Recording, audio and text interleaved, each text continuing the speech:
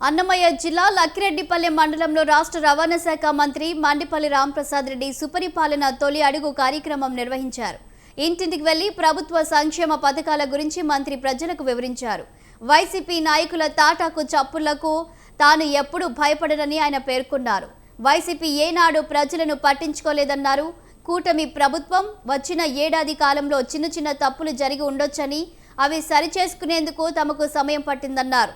ఇక 4 ఏళ్లలో ప్రతి కార్యకర్తకు న్యాయం చేస్తానని ఆయన భరోసా ఇచ్చారు. రాబోయే 10 ఏళ్లు రాయచోటిలో తెలుగుదేశం పార్టీ జెండాను ఎగురవేస్తానని ఆయన ధీమా వ్యక్తం చేశారు. ఈ కార్యక్రమానికి తెలుగుదేశం పార్టీ నాయకులు కార్యకర్తలు భారీగా తరలివచ్చారు.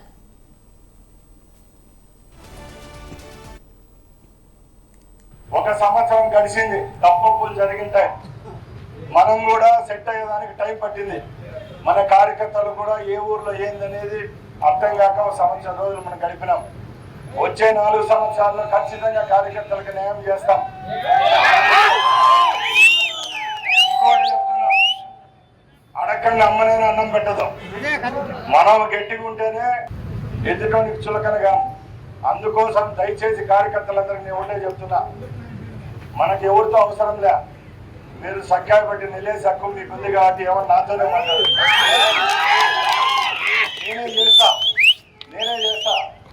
నా 20 సంవత్సరాల కళ మీ అందరి వల్లే నిరూపమైంది.